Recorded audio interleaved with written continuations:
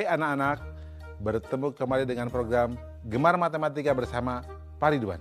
Ingat, belajar matematika bersama Pak Ridwan membuat matematika menjadi lebih mudah. Anak-anak, Bapak sedang menggunakan pakaian dari Kalimantan Utara. Biasanya ini rompinya dari bahan kulit kayu. Tapi sekarang Bapak modifikasi jadi bentuknya seperti ini. Anak-anak, sekarang kita akan belajar tentang sudut. Kalian sudah lihat kan tayangan tadi? Nah, Bapak mau tanya, coba di ujung meja ini sudutnya berapa? Di ujung buku ini sudutnya berapa? Coba lihat, di ujung pensil ini sudutnya berapa? Tahu tidak? Pasti kalian tahu. Bapak akan mengajarkan tentang sudut dengan konsep matematika, nalaria, realistik. Dan ini pasti sangat menarik anak-anak. Penasaran? Baik. Mari perhatikan penjelasan berikut ini. Perhatikan gambar berikut. Coba perhatikan jarum jam pada gambar A. Apakah anak-anak tahu gambar A membentuk sudut apa? Ya, benar, siku-siku. Besar sudut siku-siku adalah 90 derajat. Sekarang, bandingkan dengan gambar B dan C. Apakah ada perbedaan? Nah, gambar B besar sudutnya lebih kecil dari gambar A. Artinya, besar sudut gambar B kurang dari 90 derajat. Nah, anak-anak, sudut yang demikian disebut sudut lancip. Bagaimana dengan gambar C? Gambar C besar sudutnya lebih besar dari gambar A. Artinya, besar sudut gambar C lebih dari 90 derajat. Nah, sudut yang demikian disebut sudut tumpul. Jadi anak-anak, jenis-jenis sudut ada sudut apa saja? Benar, sudut siku-siku, sudut lancip, dan sudut tumpul. Coba anak-anak, apa perbedaannya? Ya, betul. Sudut siku-siku besarnya 90 derajat. Sudut lancip besarnya kurang dari 90 derajat. Sudut tumpul besarnya lebih dari 90 derajat. Jelas ya anak-anak? Mudah kan? Bagus. Ingat, belajar matematika bersama Pak Ridwan membuat matematika menjadi lebih mudah. Baik anak-anak, Bapak akan memberikan soal tentang sudut berbentuk HOTS, Higher Order Thinking Skill, atau berpikir tingkat tinggi. Siap? Ya, perhatikan soal berikut ini. Berapa selisih terkecil dari sudut yang dibentuk oleh jarum jam dan menit pada pukul 4 dan pada pukul 4.30. Solusi: informasi pukul 4 dan pukul 4.30. Langkah-langkah: besar sudut pada lingkaran sama dengan 360 derajat.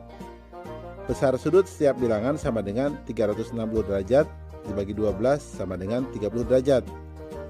Besar sudut pukul 4.00 sama dengan 4 dikali 30 derajat sama dengan 120 derajat. Jika jarum pendek di bilangan 3, maka sudutnya 90 derajat. Pukul 4.30 sama dengan 90 derajat dibagi 2 sama dengan 45 derajat. Selisih sudut sama dengan 120 derajat dikurangi 45 derajat sama dengan 75 derajat. Kesimpulan, jadi selisih terkecil dari sudut yang dibentuk oleh jarum jam dan menit pada pukul 4 dan 4.30 adalah 75 derajat.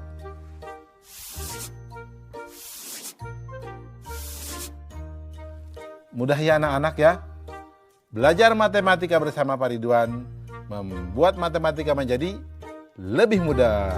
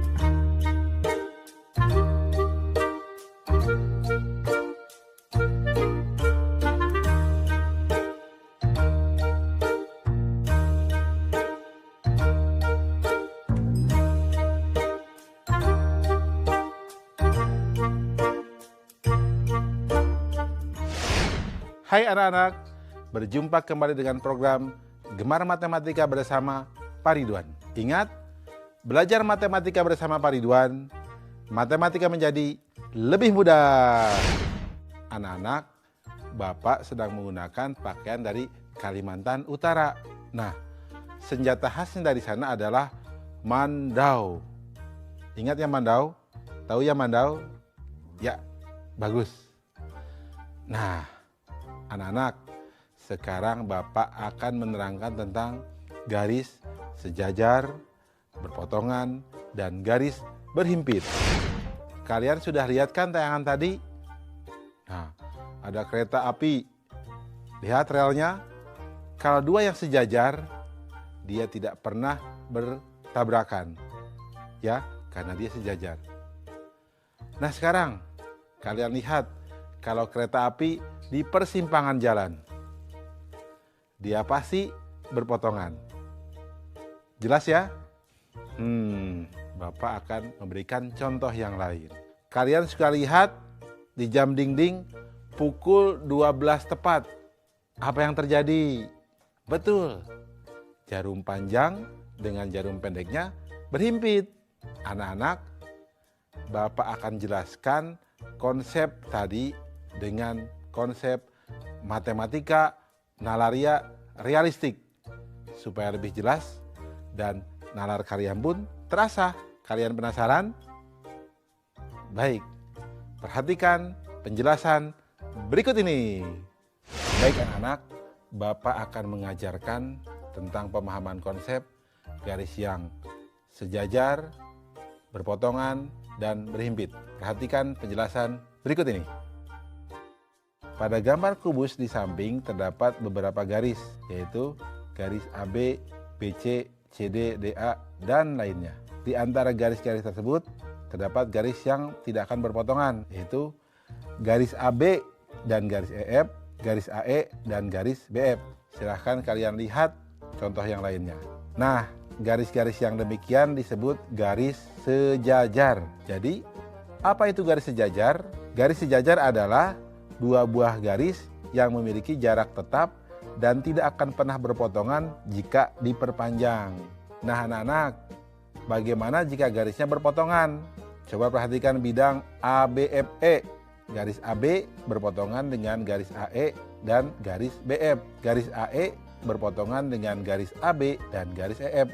Nah, garis-garis yang demikian disebut garis berpotongan. Jadi, apa itu garis berpotongan? Garis berpotongan adalah dua garis yang bertemu pada suatu titik di bidang datar ketika diperpanjang. Nah, berikutnya anak-anak, perhatikan gambar jam ini. Jam menunjukkan pukul 12.00. Jarum panjang dan pendeknya sama-sama berada di bilangan 12. Nah, garis yang demikian disebut garis berhimpit. Jadi, apa itu garis berhimpit anak-anak? Garis berhimpit adalah dua buah garis yang memiliki paling sedikit dua titik persekutuan. Jelas ya? Mudah kan? Nah, ingat anak-anak, belajar matematika bersama Pak Ridwan membuat matematika menjadi lebih mudah. Baik anak-anak, sekarang Bapak akan memberikan soal tentang garis dalam bentuk HOTS, Higher Order Thinking Skill. Siap? Perhatikan soal berikut ini. 3 buah bangun datar, jajaran genjang, layang-layang, dan segitiga sama kaki saling dihimpitkan hingga membentuk bangun berikut. Sebutkan hubungan garis yang terbentuk pada gambar tersebut. Nah, soal ini menarik ya. Bagaimana jawabnya? Informasi. Gambar bangun yang terbentuk dari 3 bangun datar, jajaran genjang, layang-layang, dan segitiga sama kaki seperti gambar di bawah ini. Nah, langkah-langkahnya berarti ruas garis yang sejajar adalah garis AB dengan garis CD, garis AD dengan garis BC dan EF. Ruas garis yang berpotongan berarti garis AB dengan BC, garis CD dengan AD, BC, dan CG. Garis BF dengan AB, BE, EF, dan FG. Nah anak-anak, ruas garis yang berhimpitan berarti garis BC pada jajar genjang dengan garis BC pada layang-layang. Garis BF pada segitiga dengan garis BF pada layang-layang. Nah kesimpulannya, jadi hubungan sudut yang terbentuk adalah garis sejajar, garis berpotongan, dan garis berhimpit. Jelas ya anak-anak? Mudah kan? Tentunya kalian bisa jawab soal yang Bapak jelaskan di awal. Jelas? Baik. Ingat, belajar matematika bersama Pak Ridwan membuat matematika menjadi lebih mudah.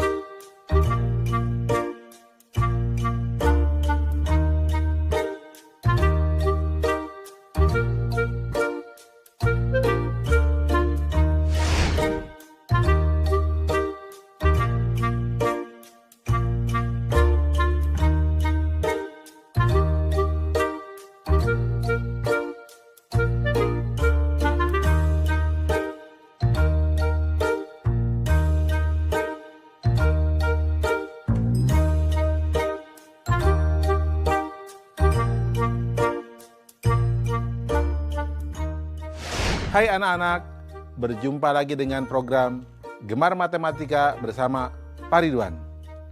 Ingat, belajar matematika bersama Pak Ridwan membuat matematika menjadi lebih mudah. Nah, anak-anak, Bapak sedang menggunakan pakaian dari Kalimantan Utara, ya. Kalimantan Utara itu letaknya berbatasan dengan Malaysia, tepatnya di daerah Sarawak dan Sabah. Jelas ya? Nah, anak-anak, sekarang kita akan belajar tentang sudut penyiku dan sudut pelurus. Kalian kan sudah lihat tayangan tadi? Nah, jarum panjang dengan jarum pendek membentuk sudut siku-siku. Kalian perhatikan, berapa sudut yang dibentuk oleh jarum warna merah dengan jarum panjang? Berapa sudut yang dibentuk oleh jarum merah dengan jarum pendek? Yang pasti kalau dijumlahkan pasti sudutnya 90 derajat. Jelas ya? Sekarang lihat gambar yang kedua. Coba lihat. Jarum panjang dengan jarum pendek hubungannya lurus ya. Sekarang kita lihat. Berapa sudut yang dibentuk antara jarum panjang dengan jarum warna merah? Berikutnya, berapa sudut yang dibentuk antara jarum pendek dengan jarum warna merah? Yang pasti jumlah sudutnya adalah 180 derajat. Jelas ya? Nah, Bapak akan jelaskan tentang hal itu supaya kalian lebih paham dengan konsep matematika nalaria realistik. Penasaran? Baik. Mari perhatikan penjelasan berikut ini. Baik anak-anak, Bapak sekarang akan menjelaskan pemahaman konsep tentang sudut penyiku dan sudut lurus. Baik, perhatikan penjelasan berikut ini. Perhatikan tabel berikut. Nomor 1, sudut 30 derajat. Sudut penyikunya 60 derajat.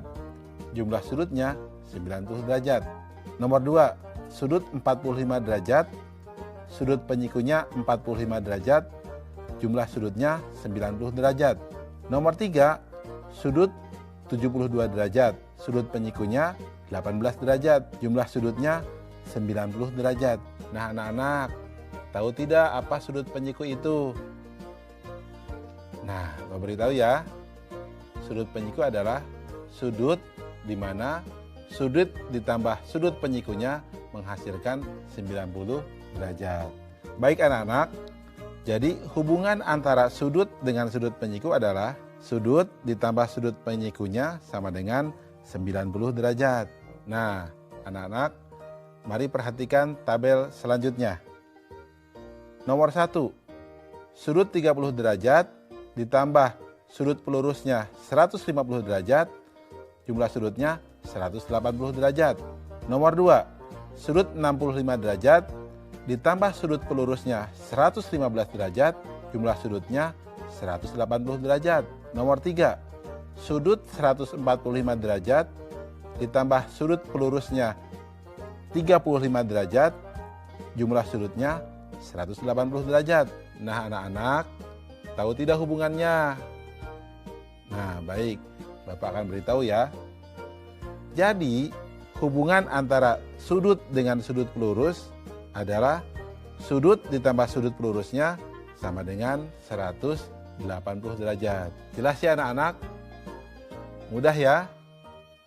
Baik, ingat, belajar matematika bersama Pak Ridwan membuat matematika menjadi lebih mudah. Baik anak-anak, sekarang Bapak akan memberikan soal tentang sudut penyiku dan sudut pelurus dengan HOTS, Higher Order Thinking Skill, atau berpikir tingkat tinggi. Perhatikan soal berikut ini. Besar sebuah sudut 2 kali dari penyikunya. Berapakah sudut pelurus dari sudut tersebut? Susah ya? Tenang, kita akan jawab dengan mudah. Solusi. Informasi, besar sudut sama dengan 2 kali sudut penyikunya. Perhatikan langkah-langkahnya. Misalkan sudut penyikunya adalah X, maka besar sudut tersebut adalah 2X. Sehingga perhatikan di gambar, 2X ditambah X sama dengan 90 derajat. 3X sama dengan 90 derajat. Sehingga X sama dengan 30 derajat dan 2X sama dengan 60 derajat. Karena besar sudutnya adalah 60 derajat, maka besar sudut pelurusnya adalah, perhatikan, 60 derajat ditambah sudut pelurus sama dengan 180 derajat. Berarti sudut pelurus sama dengan 180 derajat dikurangi 60 derajat. Atau sudut pelurus sama dengan 120 derajat. Kesimpulan, jadi besar sudut pelurus dari sudut tersebut adalah 120 derajat. Mudah ya anak-anak? Bapak yakin kalian juga bisa jawab soal yang di awal tadi, ya. Pasti mudah kan? Baik. Ingat, belajar matematika bersama Pak Ridwan membuat matematika menjadi lebih mudah.